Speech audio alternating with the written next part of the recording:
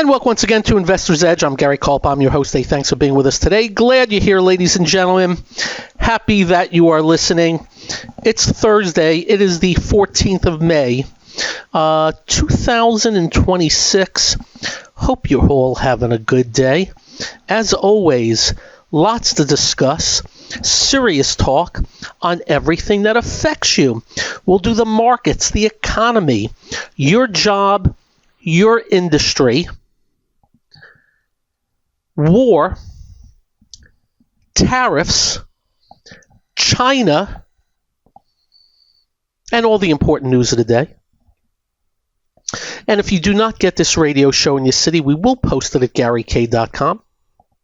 We'll also post it on our X feed. You can follow us on X. Just put my name in and you go there. We'll also post it on the YouTube channel of BizTV. And of course, if you'd like to email me, just be nice. Do you know what I love most? I have received emails from soldiers in Afghanistan in the past. Every continent, every country. I said, what day did I say it? 2 days ago? That I am going to Europe in late June. I am going for some pleasure, little business, and it looks like I'm going to end up in Budapest for a couple of days. And somebody there emailed me and said they would love to let me know what to do and all that. I love that. Communication, baby. Love that. Anyway, as we said, lots to cover. Presidents in China. I'm going to throw out some numbers to you today and all that crap. Let me start with the most important news of the day. By far, the most important news of the day. The Mets swept Detroit Tigers. They won 3 games in a row from Detroit. They're hot. Well, they're 18-25. We'll take it. You know, this year I actually thought that the Mets would be 87-75, 85-77. And I was very disappointed with how they started, but they're starting to play some ball. Mr. Soto is back. 5th home run today. And they're just, sometimes winning begets winning. Let's hope that would be the case. For me, that's important news. The other important news, well, we'll do markets, another good day. And an important semiconductor is reporting after the close. That would be Applied Materials, semiconductor equipment. But the big news is the president's in China. I think he's only there for a couple of days. I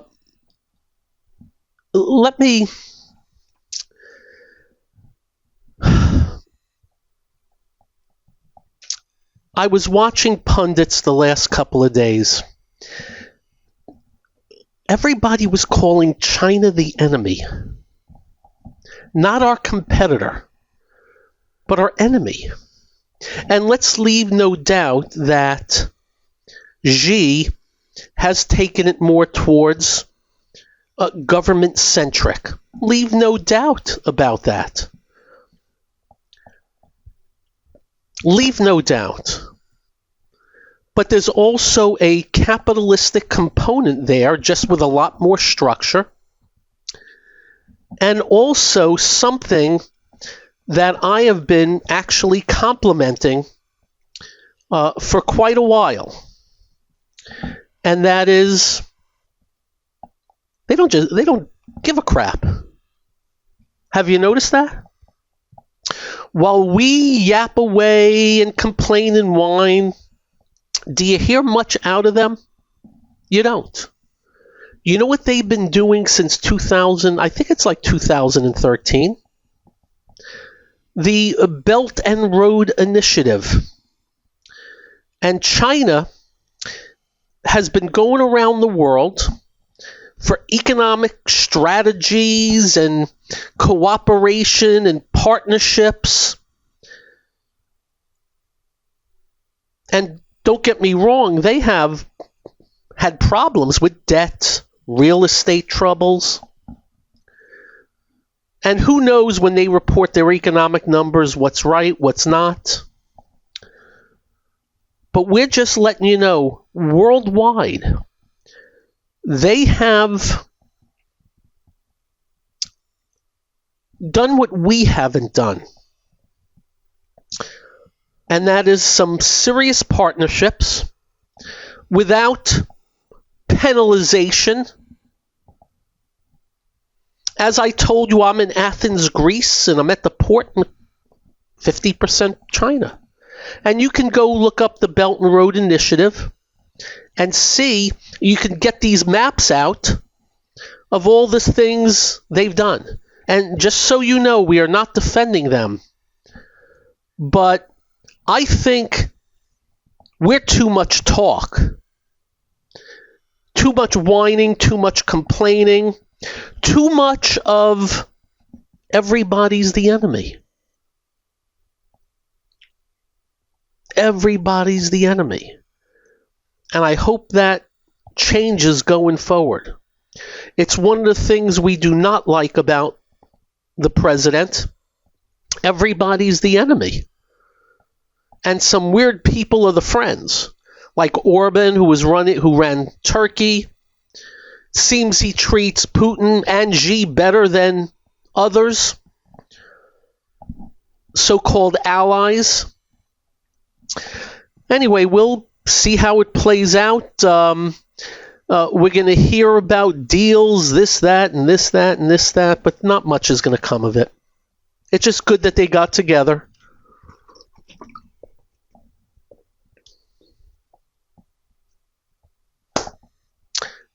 And we'll take it at that. Next thing I want to bring up, and this is big in the news, and this has everything to do with your money.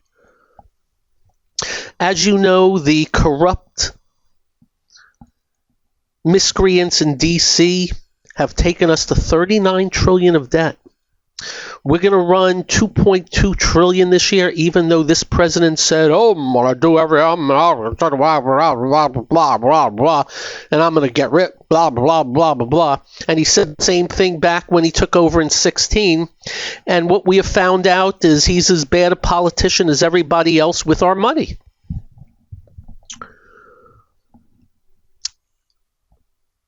Think about that. $2.2 trillion deficit this year. Our federal spending in 2000 was $1.8 trillion. Yet we're going to run a deficit of 2.2. Now I keep hearing, oh, it's all the Social Security, Medicare, and Medicaid. That's what the politicians say. Well, they are freaking liars. You take Biden, the worst president ever. He raised the federal spending with his $1.8 trillion Inflation Reduction Act that he admitted later that he lied, that it didn't do anything for inflation. By the way, inflation came down because Jay Powell stopped printing.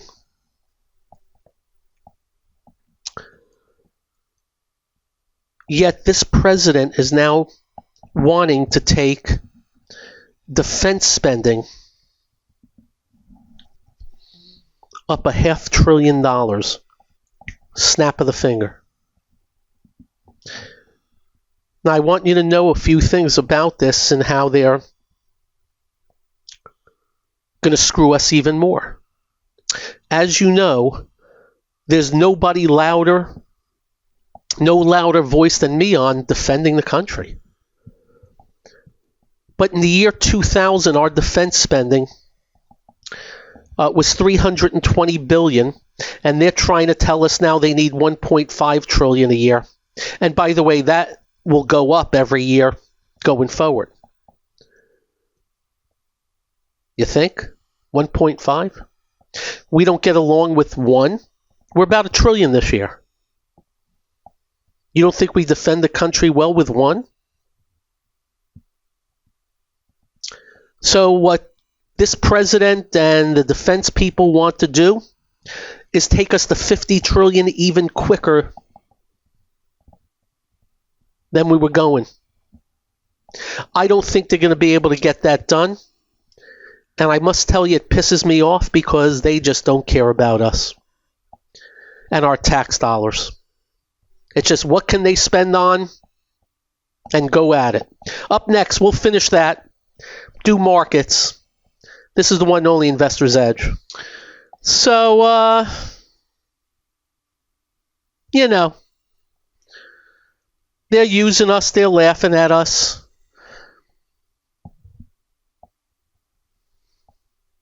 As we continue higher, they're either going to be dead or retired by the time things blow up. And, I was on TV last week, and I brought it up, and somebody rightfully said, yeah, but everybody's been complaining about the debt forever.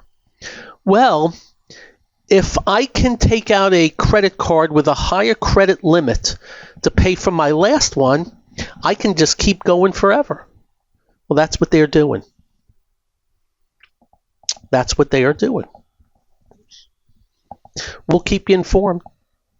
When we know there's trouble? If the bond market fights back. That's when we'll know we're in trouble. The bond market will croak and yields will skyrocket. And then they won't know what hit them. Cerberus. What have we warned you about with IPOs? Be careful when they come out. That's all we've been saying in the secondary market. So they brought out this Cerberus, symbol CBRS. Artificial intelligence chips and stuff, so hot deal. $185 deal. And you know what they opened it at, right? $386. I don't have all the financials on them, but they opened at $386. If you bought the open, it closed at $311. You catching my drift? Just so you know. And this is a big one. By the way, it's Cerberus. I don't know how to pronounce Cerberus.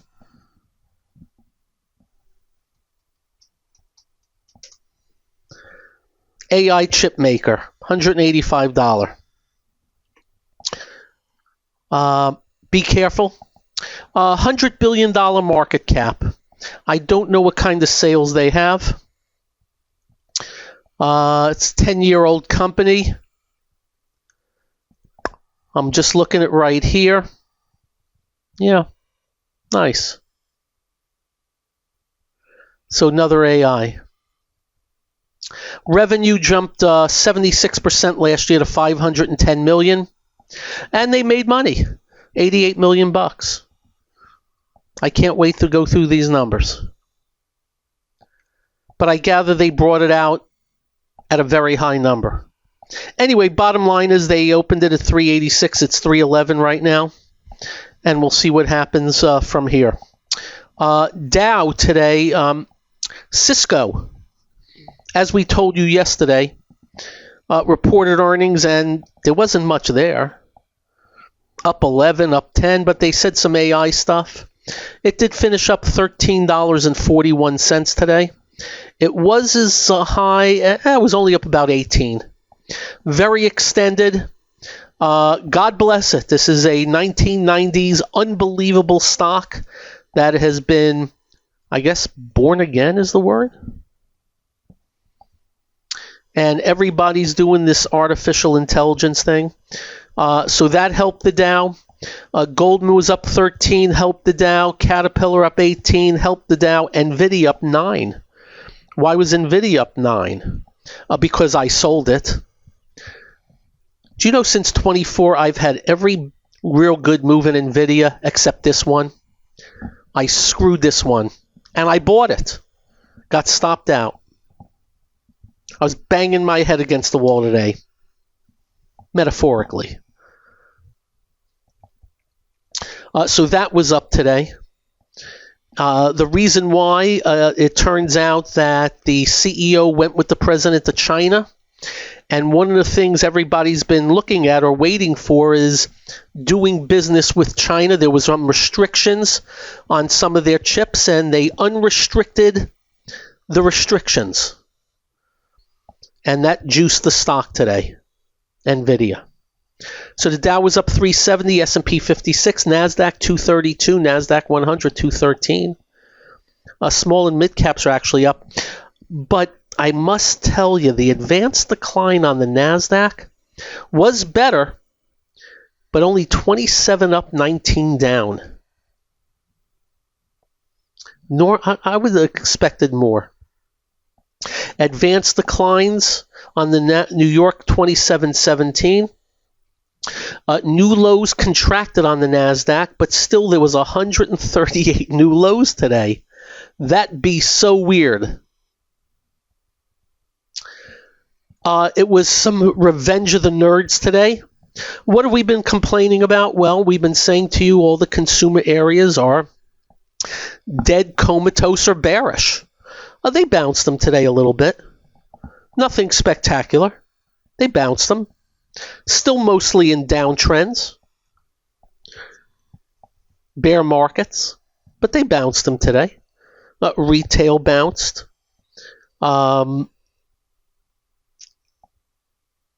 Actually, I'm looking around. Copa.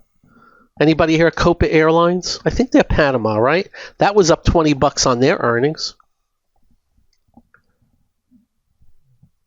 But airlines as a whole, not great.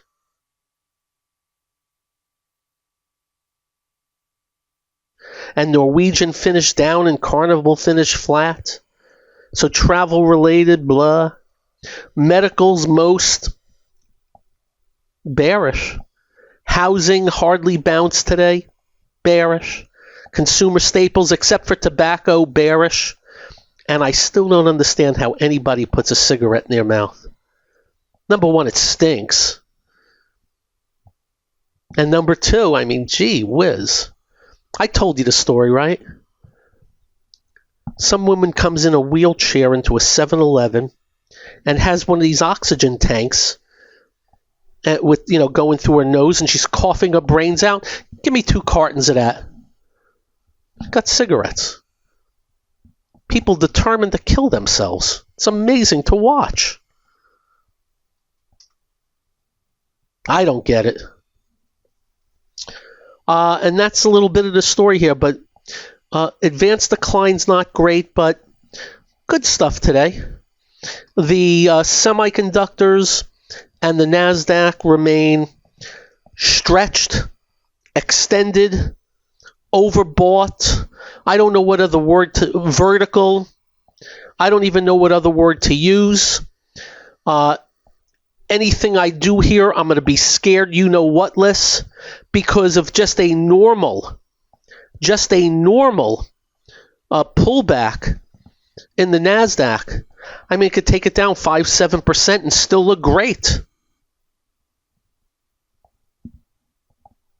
It's been quite interesting. Up next, what else is going on? We'll figure it out. This is the one only Investor's Edge. Silver's been acting better, but certainly not in bullish mode. Rough day today. Gold is not as strong as silver and is bleh. So not much going on there. I did notice today, I don't think it's a big deal, platinum, palladium got hit today. Oil prices did finish up at the end of the day today. I gotta tell you, if you would have told me weeks ago that oil today would be $98 for light sweet and $106 for July delivery of Brent crude, I would have thought the Dow was at 42,000. It's at 50. Will it eventually? I don't know. All I can tell you, today was another good day, in spite of. Oil stocks bounce, but no great shakes there. I must tell you, just based on that, call me quite surprised. And the reason is oil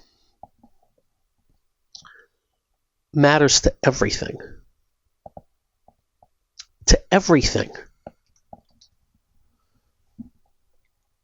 Absolutely everything.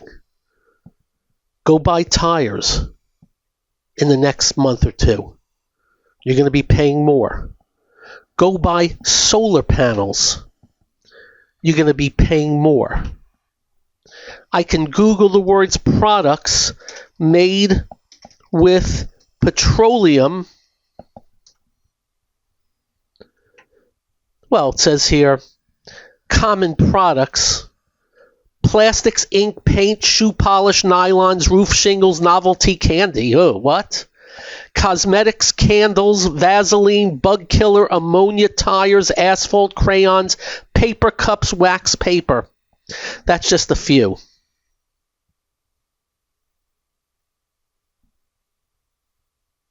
That's just a few. All those prices are going up. Definition of inflation. Yet, bond market, which has been hit a little, not as much as I would have thought. Not even close. Not even close. So we'll keep our eye on that. By the way, I got this whole thing here. You ready? Air mattresses, antihistamines. So that's good to know. Artificial limbs, artificial turf, asphalt, aspirin, backpacks, balloons, ballpoint pens, cameras. I won't do them all. Car battery cases, coffee makers, cold cream, computer monitors, credit cards, dashboards. I'm just going through a little bit through the alphabet. Dice, dishwashing liquid, dog collars, drinking cups, eyeglasses, fishing boots, floor wax, footballs, golf bags, golf balls, hair coloring, just for men, heart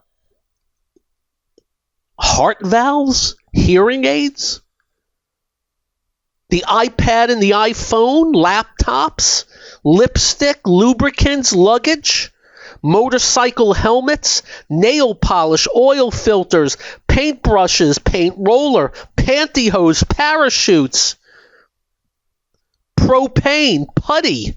How about roller skate wheels? How about rubber cement, shampoo, shaving cream, shoe polish, shower curtains, soap dishes? There's the solar panels. Surfboards, telephones, tents, tennis rackets, toothbrushes, toothpaste, TV cabinets, umbrellas, upholstery, vaporizers. I just went through the alphabet. Yarn. Every one of those are going up in price, besides what you got at the pump. I'm surprised yields are not 5% right now on the 10-year. You got the 30-year there. Let's hope the 10-year doesn't get there. Why? That'd be your mortgages, kids. And I can promise you the new central banker, Kevin Warsh, possibly will have to raise rates and then get cursed out by the president. How did I put him in? So we just want to let you know, in case you did not know or even think about it, it's not just the pump. And leave no doubt, when I'm in New York City, I'm taking Ubers and Lyfts, and every one of them I'm asking, how has that affected you? And every one I'm saying, big time.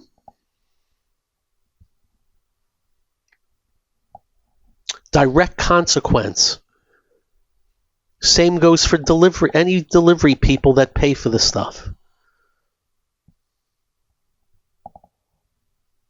We'll stay on top of it. And the messaging from this administration had better get better.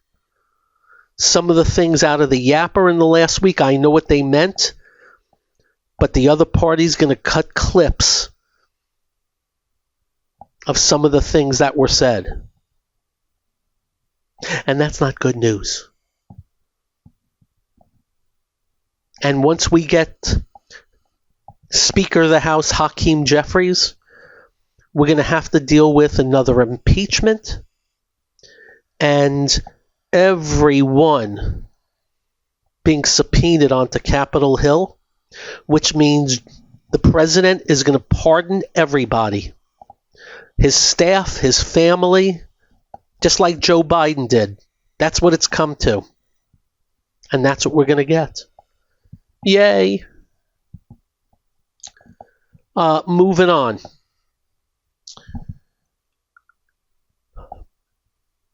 The number one question I'm being asked, how much longer can this go on? We're talking trajectory. I don't know. This trajectory is more accentuated than 99. Not as far in the move, but in the trajectory. I've never seen it before. I've seen it in meme stocks. Not the indices. I don't know. Am I worried about it being a 99 2000? You're damn straight I am. And why? Because that's how markets work. Markets are this mechanism, and history needs to be studied, and history repeats itself. And when you get these climactic vertical moves, pretty much every time it leads to what you're seeing in gold and silver right now. Not necessarily leading to an 80% drop like we saw in the year 2000. We're also hearing, oh, don't worry, the earnings are good. And back in 99, there weren't earnings. That's a lie. These people did not do their homework. You need to know that. I think I mentioned this yesterday. It's important. There were great earnings back then. EMC, great earnings. Dell, Intel, Microsoft, America Online, SDL Inc. A ton of great earnings. And Cisco. And they still crashed. 80%. And I still remember somebody in Barron's, I have no idea who it is to this day, said that was going to happen, and I'm on radio making fun of them. 80%. He nailed it. He called one of these grand super cycle ends and this, that, and the other thing. So, as always, we'll be watching. In order to get in big trouble, you know what has to happen. Up next, maybe we'll talk about that. This is the one and only Investor's Edge. What has to happen? Oh, it's easy. Indices need to break the 50-day moving average. If that never happens, it's impossible to crash. That's all. And just because you break that 50-day moving average does not mean trouble lies ahead. You can go underneath what we just did during the war, and we turned back up. So just letting you know, because I'm getting the emails I get about people scared out of their wits. They're out there. And I don't blame them. I do have to tell you that a lot of the news is not great. The debt and deficits are sickening. For starters, job market is mediocre at best. And you know it's mediocre when you have an administration saying how great it is on 115,000 jobs. 250 used to be good. What else? Valuations. Anybody ever read about the Buffett indicator on valuations? Go look it up. We're in the big trees. And Warren Buffett's company, and I know he stepped down, got $400 billion in cash.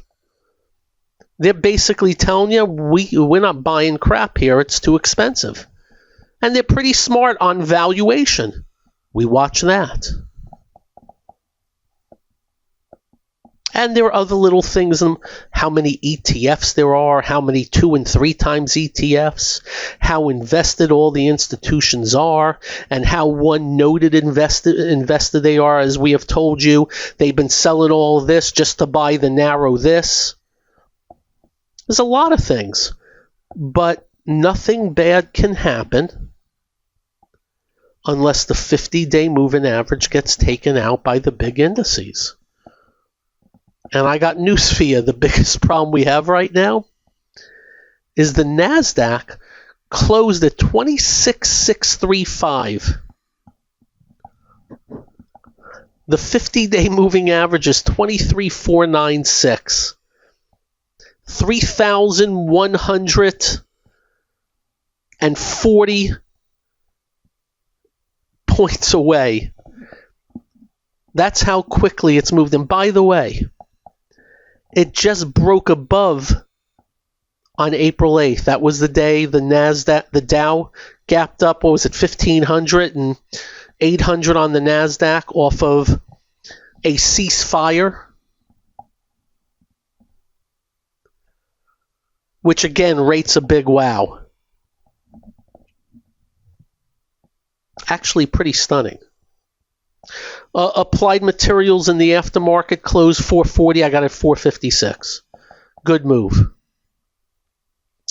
Not so great today was Boeing in the Dow, down 11. I guess they were supposed to get orders from China, and I guess the market thinks they got less than expected. Don't know. But otherwise, no biggie. But let me just repeat. MasterCard, Visa, Capital One, bear markets.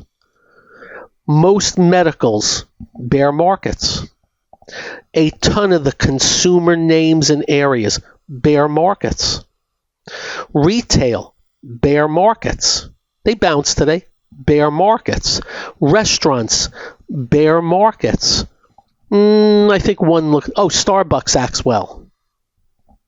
I keep them in business. Insurance had a good day today. I call that a bearish market because insurance stocks will never go into a big bear market. Individual names could, but overall won't. Housing, a horror show.